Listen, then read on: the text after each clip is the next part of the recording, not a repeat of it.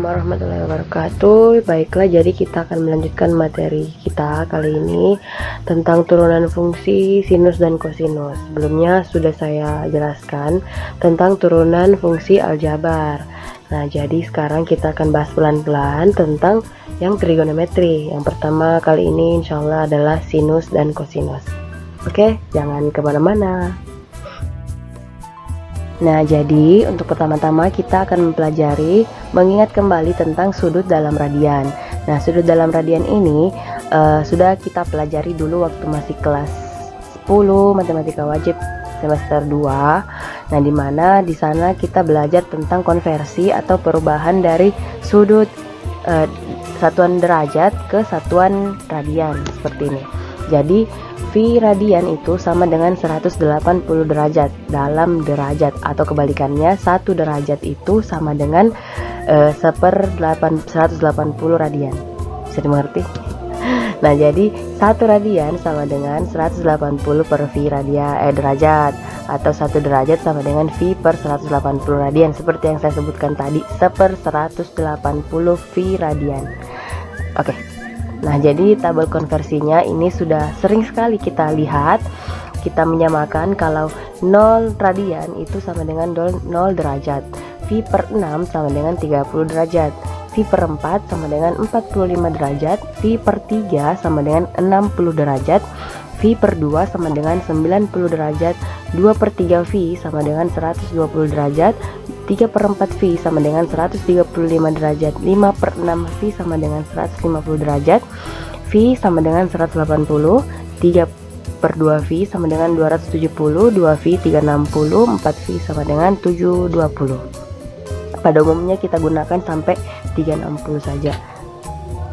Oke. Nah, jadi materi selanjutnya adalah tentang turunan fungsi sinus. Sebelumnya kan sudah ada saya jelaskan sama kalian tentang bagaimana cara menurunkan dengan menggunakan konsep limit di fungsi aljabar, ya kan. Nah, sekarang kita akan gunakan konsep limit tersebut untuk menurunkan fungsi sinus ini. Jadi limit H, rumusnya masih sama, limit H mendekati 0, fx tambah H dikurang fx, ya kan, per H. Nah, kemudian karena dia sinus, saya akan ganti fx-nya dengan sin. Oh ya, saya tuliskan ya. Jadi fx-nya itu fungsi kita adalah sin x ini. Nah, jadi kita turunkan H mendekati 0, sin x tambah H. Kenapa? Karena ini kan sama seperti sebelumnya. Pasti kalian sudah tahu. Kemudian dikurang dengan fx yaitu sin x per H. Oke. Nah, langkah selanjutnya untuk menyelesaikan pengerjaannya, kita gunakan rumus yang sudah kita pelajari sebelumnya. Rumus-rumus trigonometri kan ada banyak, dan kebetulan sudah dijelaskan di kelas 12 dulu, dan semoga masih kalian ingat ini. Nah, ini dia. Jadi untuk menyelesaikan sebuah pengurangan sin alfa dan sin beta itu, rumusnya adalah 2 cos 1/2 alfa ditambah beta, sin 1/2 alfa dikurang beta. Jadi saya misalkan yang jadi alfa di sini adalah x tambah h, kemudian yang jadi beta adalah x, ya. Nah, jadi akan berubah menjadi 2, saya tulis di sini saja. Limit h mendekati 0, sin 2 cos 1/2 alfa tambah beta, berarti x tambah h ditambah x dikali sin 1/2 lagi, alfa kurang beta berarti x tambah h dikurang x. Oke, per h, jangan lupakan ya. Oke, jadi kalau untuk menyelesaikan, kita lihat, perhatikan baik-baik. 2 cos 1/2, ini x nya kan ada 2, x ditambah x berarti 2x ditambah h. Kemudian sin 1/2 x dikurang x ini sama saja dengan 0, maka sisa 1/2 x tambah h. Nah, sebelumnya sudah saya tuliskan juga kalau tidak salah, kalau sin H per H, ya kan, itu bisa menghasilkan 1.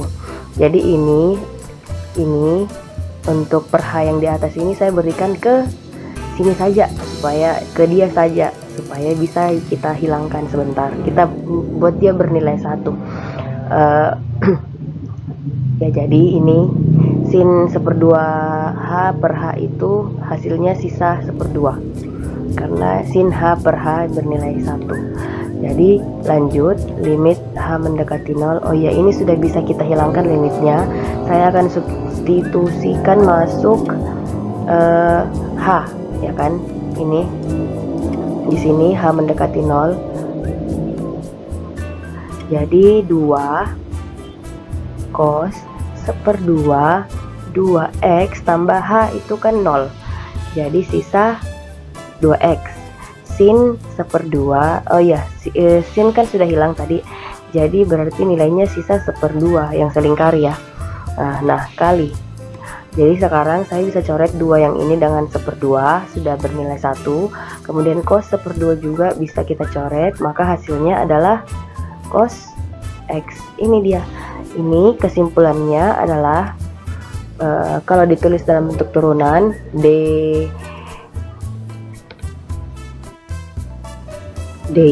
per dx atau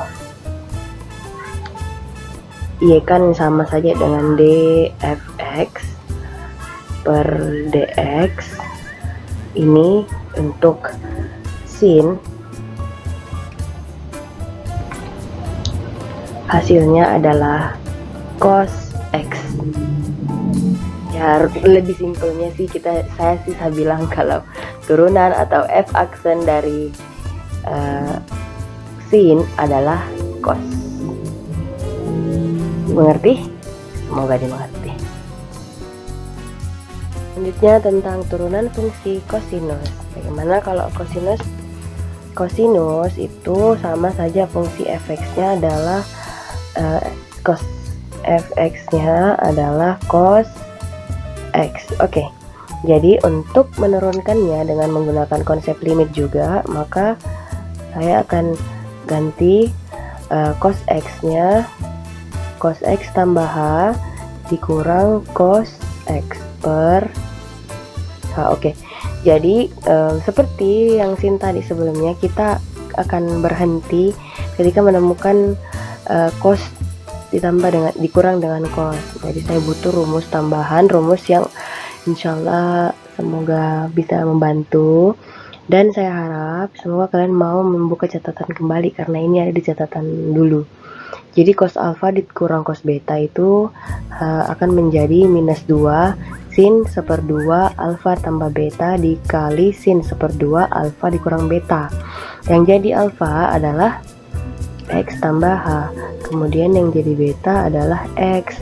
Jadi akan berubah, saya tuliskan limit h mendekati 0 minus 2 sin 1/2 x tambah h tambah x, kemudian bukan dikurang, kali sin 1/2 x tambah h kurang x per h, seperti ini. Jadi limit h mendekati 0 saya tuliskan minus 2. Ini bisa diproses, ini juga bisa. Jadi akan menghasilkan sin 1/2 kali 2x ditambah h. Tahu kan kenapa? Kemudian sin x dengan x bisa dicoret, sisa sin h 1/2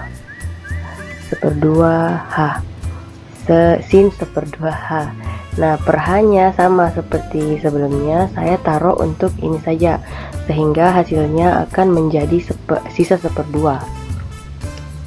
Kalau kalian kurang paham, silahkan lihat kembali video sebelum ini, karena saya jelaskan di situ tentang limit h menuju 0 dengan sin h per h ada. Semoga masih ada yang mau melihatnya. Jadi limit h mendekati 0, kemudian minus 2 sin 1/2 2x saja. Tidak, masih ada tambah. Ini sudah berubah menjadi 1/2 dikali ya di sini titik. Jadi ini bisa bernilai 1 minus 1 karena ada minusnya, maka kita sudah temukan minus 1. Kemudian H limit mendekati 0 saya substitusikan ke sini, ke H nya, maka hasilnya adalah sin 1/2 2x tambah 0, ya kan, hanya 0. Jadi ini bisa dicoret juga, maka hasilnya adalah minus 1 dikali sin x. Minus 1 dikali sin x berapa? Minus sin x, Ibu. Nah, sudah kita temukan kalau turunan pertama atau f aksen x untuk cos x adalah minus sin x. Jadi jangan lupa kita kerjakan contoh soalnya, semoga kalian mengerti. Jadi yang pertama saya akan jelaskan dulu nomor 1. A y sama dengan minus sin x ditambah cos x. Pertanyaannya tentukan turunan pertamanya. Jadi turunan pertama kalau kita gunakan huruf y di sini berarti kita akan butuh y aksennya. Oke, begini A. Y aksen dari minus sin x tambah cos x, kalian sisa turunkan. Sin turunannya apa? Ayo, tadi cos x. Jadi karena kita punya minus, maka kita sisa turunkan, tulis minusnya, kemudian sin diturunkan. Nah, hasilnya adalah cos x. Oke. Kemudian cos turunannya apa? Minus sin x. Jadi hasil akhirnya adalah minus cos x dikurang sin x. Gampang, iyalah gampang. Bagian B, y sama dengan cos x kurang 2 sin x. Ayo. Oh, ini pakai cara cepat ya. Karena tadi itu cuma pembuktiannya dengan apa tadi, konsep limit. Jadi tidak perlu pakai panjang-panjang lagi. Karena sepertinya dikerjakan pakai sin saja pusing mungkin. Oke, jadi y aksen y aksen sama dengan cos x dikurang 2 sin x. Cos x turunannya apa? Sin x minus, maaf lupa. Kemudian kalau ada 2 berarti sisa turunkan kembali 2-nya, sin diturunkan hasilnya cos x. Sudah, itu aja. Bagian C, y aksen sama dengan sin x turunannya cos x dikurang 3, turunannya cos x itu minus sin x. Simpan dulu ini, nanti kita tulis ulang. Kemudian x pangkat 2 turunannya, masa dilupa, 2x. Nah, jadi hasil akhirnya adalah cos x ditambah 3 sin x tambah 2x. Oke, Bu. Yang keempat, y aksennya untuk 2 sin x berarti 2, sin diturunkan cos x dikurang, langsung tambah ya. Kenapa? Karena kalau cos diturunkan hasilnya minus sin. Jadi langsung mau tambah 5 sin x. Kemudian ditambah 3 kali 2 6x, 2 pangkat 2 kurang 1 ditambah 4x, kalau ada diturunkan sisa 4, 6 diturunkan nilainya 0. Oke, selesai, hanya itu, gampang. Iyalah. Lanjut, untuk yang ada nilainya kita akan cari nilainya berapa kalau x nya adalah v per 4. Jadi yang pertama f aksen x dulu, turunkan 2 sin x berarti 2 cos x tambah cos diturunkan langsung mau minus. Nah, ditahu pasti tak mengerti maki insyaallah. Jadi langsung kurang sin x. Kemudian saya akan masukkan v per 4. Berapa v per 4 anak-anak? 45 derajat, Bu. Jadi Langsung saja 2 cos V per 4 dikurang sin V per 4. 2 cos 45 itu 2 kali cos 45 berarti 1/2 akar 2 dikurang sin V per 4 juga 1/2 akar 2. Jadi berapa hasilnya? Ayo, ini bisa hilang, habis sisa akar 2 dikurang setengah akar 2. Kalau kita punya 1 akar 2 dikurangi dengan setengahnya akar 2, berarti sisa masih ada setengah akar 2. Semoga kalian mengerti konsep setengah-setengahan. Ini 1, ini setengah. Jadi 1 kalau dikurangi sama setengah berarti masih ada setengah, ikutnya akar 2-nya. Oke. B. F aksen X dulu sama dengan 3 minus 3 sin X ditambah cos X. Oke, iyalah, tahu mah kita. Terus F aksen V per 4 berarti sama, V per 4 kan 45 juga, berarti minus 3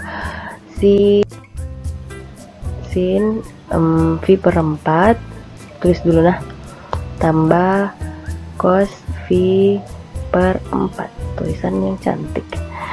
Minus 3 sin 45 berapa tadi?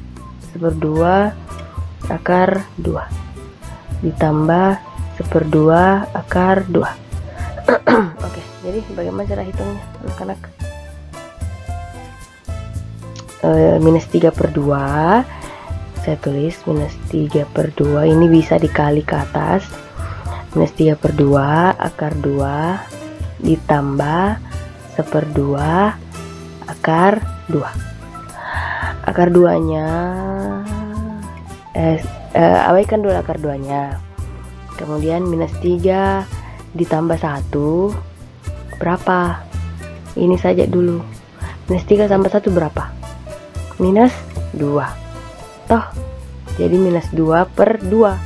Minus 2 dibagi sama 2, sisa minus 1. Minus 1, jangan ditulis minus 1, nah langsung mau akar 2, tapi itu minus 1 kasih minus seperti ini. Jadi hasil akhirnya adalah minus akar 2. Terima kasih. Terima kasih atas perhatiannya. Habis ini kita akan kerjakan kuis dan semoga kalian bisa paham. Ini akan lebih mudah, insya Allah.